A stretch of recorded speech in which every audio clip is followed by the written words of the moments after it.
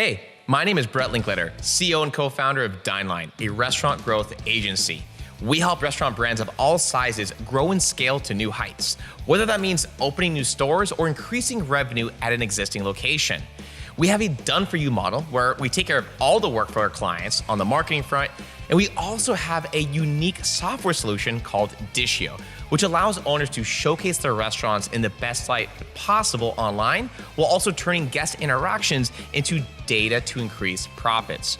Right now, you're listening to our podcast, Restaurant Misfits, where we'll discuss all things related to restaurant marketing, management, and everything else in between growing a restaurant business. Scaling a restaurant today takes much more than having grit and hustle. In this age, it's about utilizing the newest technology, educating yourself on new platforms and trends, and having a deep understanding of how the industry is changing. This podcast is dedicated to keeping you up to speed with the latest and greatest through interviewing the biggest and the best in the restaurant industry.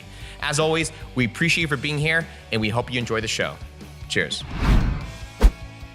Hey guys, Brett here, and today I wanted to bring my girlfriend, Luana, onto the podcast and talk about a little bit about our experience together in the restaurant space.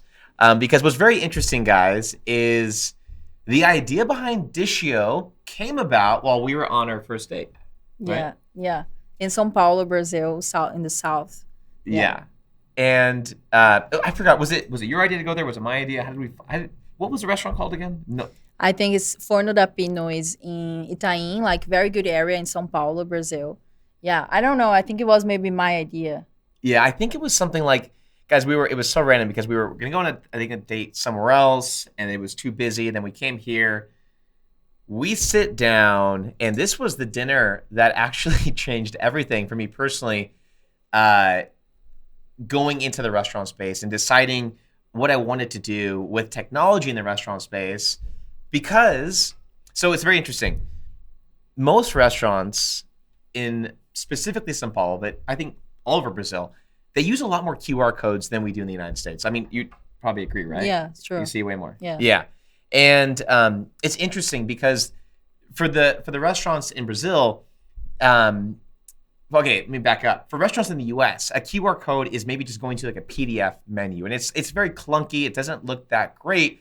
But we've probably seen how many restaurants using? Every restaurant's using a QR code, but like the different styles of QR code menus we've seen, it's like, yeah, it's like smart menus, like very high tech involved. Exactly. And so, guys, it's very interesting. So we're on this date. I scan this menu, and to my surprise, it's in English, and it was shocking because obviously in Brazil they speak Portuguese, and so I look at my menu and I'm like, this is strange. It's in English. I asked you if yours was in English, and it was in Portuguese. Yeah. And we quickly discover, which is so crazy. So I asked the waiter, what's going on? My menu's in English. And he goes, yeah, it's kind of cool, right? The menu knows the settings of your phone are in English, and therefore it changes to English. But obviously for you, yours were in Portuguese. So yeah, at that time, I didn't understand why you were so like excited about this idea, but now like it makes sense. Yeah. Exactly. And so, guys, it was funny because after this date, we weren't even officially really together or not. It was so early on in a relationship. Yeah. But I was so excited by this, and I kept thinking, okay, if they know I speak English based on the settings in my phone, what else can this technology know about someone scanning the QR code menu? And it turns out a lot of stuff, a lot of things, right? And so after that point on, guys, I mean, for the next year, I started working on this product, Dishio, which we're so excited about. And now at this point, our product can do so many things. It knows who you are, can recognize your social media accounts, which allow us to remarket to you on social media if you visit the restaurant menu. It can switch into multiple languages. There's upsell opportunities in the product itself. So let's just say, for example, you're looking at the steak in our menu product. And in our menu, it'll actually tell you and recommend other items you should be ordering with your steak. But it's interesting for me, guys, because I was I spend about half. We're like back and forth. We're like 3 months in São Paulo, 3 months in Miami. We kind of go back and forth. And what I've learned, which has been so interesting, is the differences between restaurants in the U.S. versus Brazil. Luana, for you, what do you think though are some other things you've noticed being in the U.S., seeing the restaurant space, the differences between Brazilian restaurants in the U.S. at this point? What have you noticed? Yeah, I mean, specifically Miami, the kind of food, completely different. More like diversity of foods in Miami than Brazil. Brazil is more like Brazilian food, but also like Japanese. I love Brazilian food, so I can really say. And Yeah. but yeah, I feel like the service, the stack about the menu that we use here in Brazil, I've never noticed, but after living in Miami, it's like this is the good thing about living back and forth. You always learn the difference between the both countries, and then you can like learn something new, something cool. And yeah. Yeah, no, it's true. I think I love it because I think when you're growing as a person, you're learning new things. A way that you can accelerate your learnings and your growth is literally living in another country or reading new books, experiencing new things. But more specifically, like I'm so hyper focused on the restaurant space. I obsess over this industry and like the things I saw in Brazil. I know you said it was weird that you didn't notice. You didn't understand why I was so excited about it, but it Yeah. is such a game changer. The other thing, what do you think about delivery in Brazil versus Miami? Yeah, the good thing is here is very organized, like the package. Mm. Yeah, I think you already talked about that too in Yeah. another video. But like, yeah, the bad thing is we always need to meet the guy, like the who is delivering the food. Yeah. So in Miami, basically, like They come to your door, which yeah, is they nice. come in your yeah. Yeah, That's like yeah. 10 times nicer. Yeah, I mean, but the guys in Brazil, it's like you order food. Yeah, this would not work in Brazil at all. Yeah, 'cause Brazil, every building has like 2 gates to even get into the building. Like security is like super, Yeah, super you not high. even go to the street, meet the guy. Yeah, yeah, exactly. There's like basically, let's just Yeah. say you're going down to the street, you're gonna pass one gate and then another gate. Super, super big time security there because it's can be a little more dangerous. But but Miami, it's like you order food, the guy comes right to your door. Yeah, like literally yeah. at the elevator. And it's safe. Like, It's safe, yeah. But no, it's been so interesting for me to see the difference. You though, being from São Paulo, you obviously like steak, rice, and beans quite a bit, but you don't like sushi as much, which I've always been a little bit yeah. confused by because you have the best sushi in the world, I think, here outside Japan, probably. One thing a lot of people don't know, by the way, about São Paulo, guys, is São Paulo is interesting as a city because it has the highest population of Japanese outside Japan. Yeah, I living in think São so. Paulo. I think so. Yeah. So the sushi here is incredible, guys. It's like for any restaurateur specifically, anyone interested in sushi, if you're ever visiting Brazil, go to São Paulo, check out the sushi. I can recommend some other restaurants here that are incredible. But it's so interesting, I guess, the differences between Brazilian restaurants, American restaurants, and the things I've learned personally. Yeah, this is like little things that I would never notice, like about the menu. I would never notice that. But now that I know, it's kind of like, I don't know why we have this. Like, we are so advantaged on this point. Yeah. And yeah, it's something that I would never really notice if you didn't tell me that is something. The other thing, too, I've noticed when we go out here in São Paulo, it's like, okay, Miami, we want to make a reservation. We have like Open Table, Resi, all these reservation apps, which I always am very organized with. But here, it's not as much. Yeah, it's not. You basically, yeah. I prefer this way. It's more organized. Yeah. We should have this here too. Okay, but so what do we, I mean, when we go out, we pretty much just like show up to the restaurant. But before we've met, how did you typically make reservations? It's always through like WhatsApp, right? Yeah, or like call and or just show up and wait in line. Instagram which is message. pretty annoying. Oh, another very interesting point. So it was funny because we were talking about this too, remember, about how you're finding restaurants. Ah, yes, true. Brazilians don't use Google to find restaurants. We always check on Instagram. Like we like to see the pictures, like who our friends like are following the restaurants. Yeah. You know? It was so interesting to me. It's because like we actually, it's very exciting here at Dishio. We have a client named Yulia.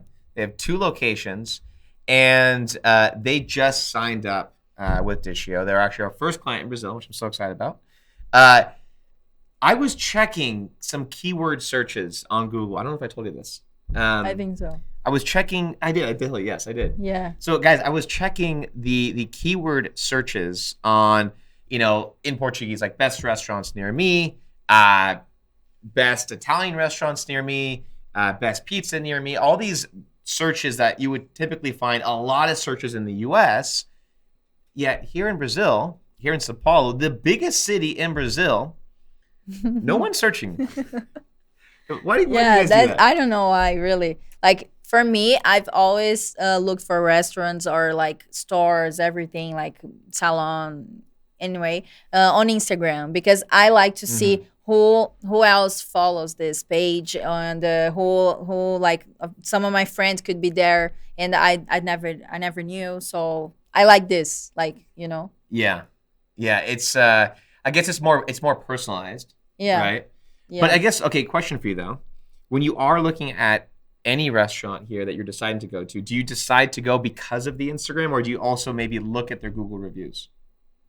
No, I don't look the Google reviews. You never look at it? Yeah. Oh like I said, like it's always like recommendation of someone. Like if I go on the Instagram's page and I see like, my friend Tamiris has been there, like, so it's probably good, Yeah. Yeah. Oh God, it's so interesting because, like, again, for us in the U.S. guys, right? Like, it's like you're looking up a restaurant. Sure, you're gonna look at their Instagram too, oftentimes, but for me personally, I'm always looking at least at their Google reviews. Like, hey, do they have 4 stars, 4.5, 5? Yeah, Like, sometimes I do, but not like most part of the time. Yeah. Maybe other Brazilians do, but I don't know. Yeah. Oh my God, it's so interesting. And it was interesting to me because for us as a company, right? So I guys, I always look at in general, by the way. When you're looking at advertising, for example, let's just say on Instagram or Facebook versus Google, here's how I distinguish the difference, right? When you're on Facebook or Instagram and you're running an ad, it's like people on Instagram, it's like they're at a mall and they're kind of just walking around, and whatever looks good to them, maybe some store or some restaurant, they just kind of just pop in there, but they don't really have any clear agenda for the day. It's like going through the mall, going through the motions. That's kind of like Instagram. That's how I look at it, right? Yeah.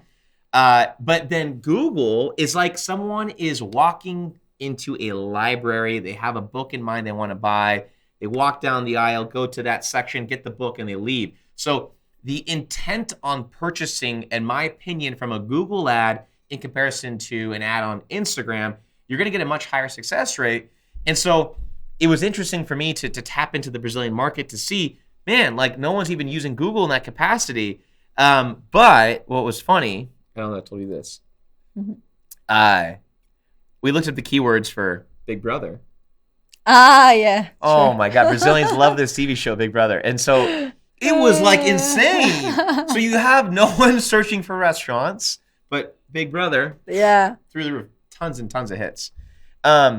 Brazilians love gossiping. Oh my God. That's like, that's how you see. But so you find restaurants here through Instagram. What else? How are you finding other brands? Is it just through Instagram? Yeah, Instagram, Google. A little bit of Google, but barely any.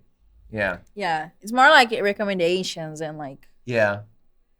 And then we don't use Uber Eats here at all. It's all Happy iFood and iFood. Rappi, yeah. Oh my God. Yeah, we never use Uber Eats. That's the other thing, guys. Oh my God. I would love for this to happen in the U.S. Rappi, or they pronounce Happy here in Brazil, is it's like Uber Eats, but it's guys on motorbikes only, right? It's only motorbikes, and deliveries are usually under 30 minutes. Yeah, like, so fast. Remember that day we ordered something? It was like 5 minutes. The guy was it's there. insane. I wish American brands could do this because it's incredible, and you can also deliver anything you want, really. I mean, it's not just food, supermarket. Yeah, supermarket, whatever. Yeah. But here's the other thing too, I would say, that I've learned from Brazil that American restaurants should implement, by the way, is the food packaging for food delivery here is incredible. It's like You order something and it's sealed tight. I mean, it's literally, it's not like tape. It's like there's some kind of machine that's they've sealed it tight, and everything is stapled and clean. It's you order a drink, so they're gonna come in a neat drink holder. It's just very nice. Everything's separated. Everything is separated, separate bowls, plates, silverware, everything. And I wish so badly American restaurants could do this because it's such a luxury. You don't even realize it. But because you grew up, it's normal to you. But for me, I was like, oh my God, this is amazing. Yeah. But yeah, and it's been very interesting to learn the difference. I really would recommend any restaurant tours in the U.S. Go take a trip to Brazil and just see what they're doing because it's very interesting. I've learned a ton from it. I've implemented all the things I've learned into our new technology, Dishio, which, by the way, again, if you're a restaurateur, you haven't seen our product yet, go to Dishio.com. Check it out. Take a look. You'll look on our website. There's tons of information that'll explain what the product does. There's a short video explanation behind exactly what the menu does. I think you're going to learn a lot from it, but wanted to bring my beautiful girlfriend here on the podcast. It was just a short episode today because really, if it wasn't for that date, this show would have never existed. It's kind of insane. Anyway, yeah. And what was the restaurant called again? Forno da Pino. I don't know why I can't ever remember the name. Yeah, you never remember. It's the most important restaurant for me. Forno da Pino. Okay, we got to go again sometime soon. Anyway, guys, thank you so much for listening. And if you want to learn more about Dishio, again, go to our website, check it out, dishio.com. We'll put below this podcast also some links to it. But it's a tool that I believe strongly it's going to help you get more guests in store. It's going to help you raise the lifetime value of those guests because you're going to have their data and be able to remarket to them later. And it's going to give you tech in store to raise your average ticket. So again, check it out, guys. Thanks again for listening, and we'll see you on the next episode. Bye. Cheers.